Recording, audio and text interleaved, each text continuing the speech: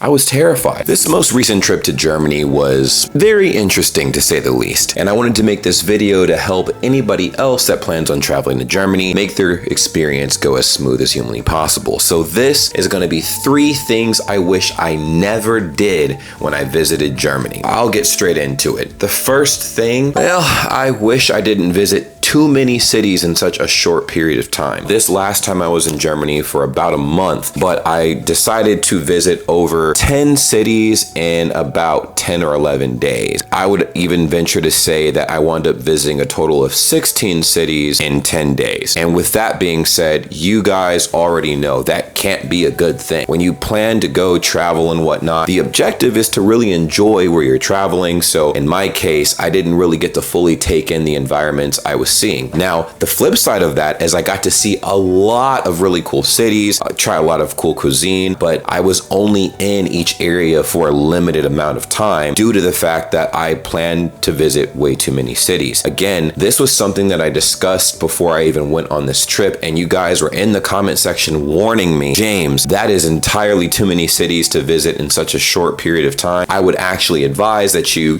maybe cut down on the places that you visit and spend more time in each area so you don't miss anything critical. I do owe Münster an apology because that was the one place I wanted to visit for over the last 4 or 5 years. I finally visited and I didn't see a singular historical monument simply because while I was there, I did everything under the sun except for explore the city. I went an indoor parkour place and then we wound up eating at a restaurant and we left. Me and the crew of people I traveled with, that is. So a lot of people were upset because I planned on doing a meet and greet there. I never wound up doing that meet and greet, and I also never saw anything historical. And later on, when I was asked about how I liked Münster, I said, well, there wasn't really anything to do there. And so of course it made everybody upset. I apologize. I need to come back and I really want to explore that city because that was a city that got recommended for me to explore 4 or even 5 years ago by someone that worked at a German restaurant in America. So that will happen again. But the reason why I didn't get to see those historical monuments ties into the second thing I wish I never did this time around in Germany. And if you guys are watching this, please pay attention because this is critical to making sure your trip goes by smoothly. And it's, I wish I did not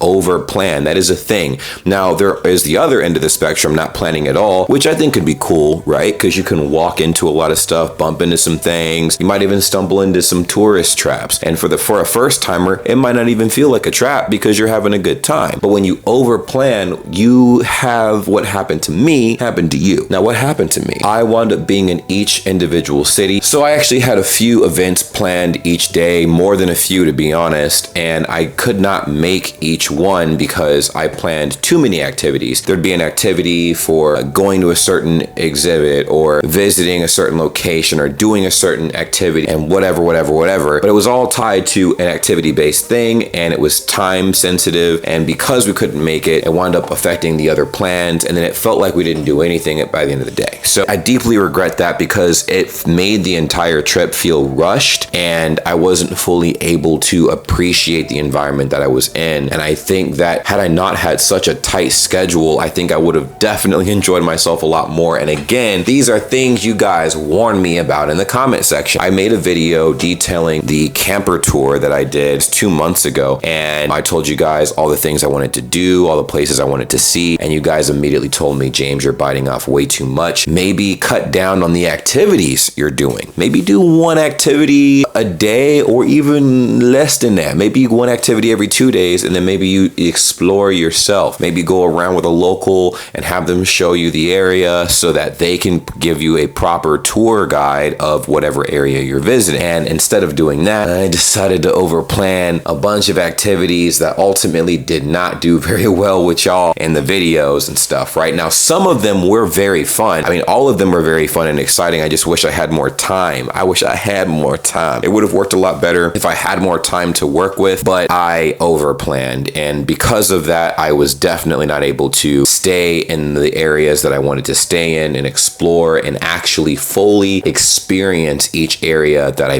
visited. So it's definitely a learning experience for me for sure. And I hope that anybody watching this video learns from me. If you do travel to Germany, do not bite off too much because there is a lot to see in Germany. Just tell yourself you will be back. I will be back, okay? I mean, you guys are my primary audience, so I'm gonna be back over there as many times as I can and learn more each time. Now, speaking of learning, another thing I wish I never did when it comes to Germany is I wish I never underestimated the intensity of the Autobahn. Now, for as many videos as I've made on the Autobahn, you would think that would have crossed my mind a few times. This trip was very unique in the fact that I actually drove on the Autobahn for the very first time. I had been driven on the Autobahn, and that was different because I was trusting somebody else to get me from point A to point B safely. But me driving on the Autobahn was an entirely different ballgame. I'm thinking it'll be just like driving in the United States, right? Wrong. First of all, people have common sense here, so I obviously felt like the most inexperienced driver on the road, which turned out to be true, and the speeds are insane. The speeds are insane, but of course there's recommended speed limits that I did get to see, and I also knew that since I was driving in a big ass van, I needed to be in the right lane and drive the speed of safe. Okay, everybody in the right lane, the farthest right lane, was driving relatively slow in comparison to the other sides of traffic, but it did not at all stop me from being very nervous on the road, because the cars that were booming past me were driving so fast that the van would literally shake as each car whizzed past the vehicle. I was terrified. One small incorrect move on the road and I'm finished. So I wish I definitely had more practice for sure, and I wish I didn't underestimate the Autobahn so much because that was a naive thing on my part. But next time I think I'll be better prepared as far as how to deal with that and how to handle the rules of the road. You guys actually gave me some very useful tips for the future. So for my people that are traveling to Germany, please, please, please, especially if you plan on driving out there, look into the rules of the Autobahn. There'll be a lot more different than what you'd expect. Trust me, that is first and foremost and very key. Last but not least, let's go ahead and get into this one because this is the most important, I think, out of everything I've mentioned so far. I do not care if people say that Germans understand English, Germans know English. It's okay to get by without learning the language. Don't listen to them, okay? You need to learn Deutsch. You need to learn it, okay? Your experience will do a complete 180 if you learn German. That means understanding and speaking. Also understand that there's different dialects in different areas. Hochdeutsch is your primary focus, but understand that there's different dialects, so that'll help you out a little bit. The reason why this is important is because this last trip was different than any other trip I've ever had to Germany because I interacted with far more people than I have ever interacted with that spoke just German and very little to no English than I ever had in my entire life. Wie fuhrst du, Bruder? Wie fuhrst du? Gut? Gut, dir? Ja, auch gut.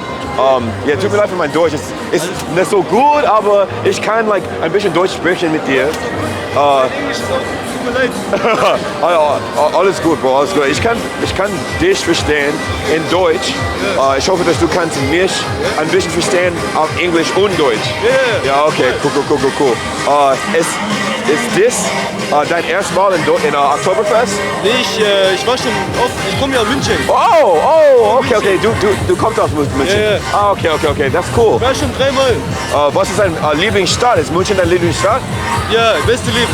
Now, it truly put my skills to the test, and I was able to get by, but I really was able to highlight my weaknesses this time. And I knew my German was not the best, and I wish I practiced far more and emphasized repetition when it comes to speaking on a daily basis, because when I did get to Germany and I was put in those situations where there was some conflict, there was a misunderstanding, a severe misunderstanding, I didn't have the words to communicate how I was feeling, and vice versa. They couldn't communicate to me in a way where I can understand at least their German, and they didn't have the English words for it. So there was a lot of conflict as far as that goes. And And to avoid that, the best thing to do is to learn the language of the country you are visiting. That will make your experience 1,000 times better, I promise. Especially when there's basic necessities that you need, like, hey, I gotta use the bathroom. Hey, where's a restaurant or a location I can go get food? Oh, where's the nearest gas station? Especially if you plan on driving in Germany. I'm telling you, the language thing helps a lot. And then of course it's easier to create icebreakers and make new friends if you understand and know the language at least a little bit, and people will help you along the way. In fact, I would even throw a bonus tip on the bonus tip.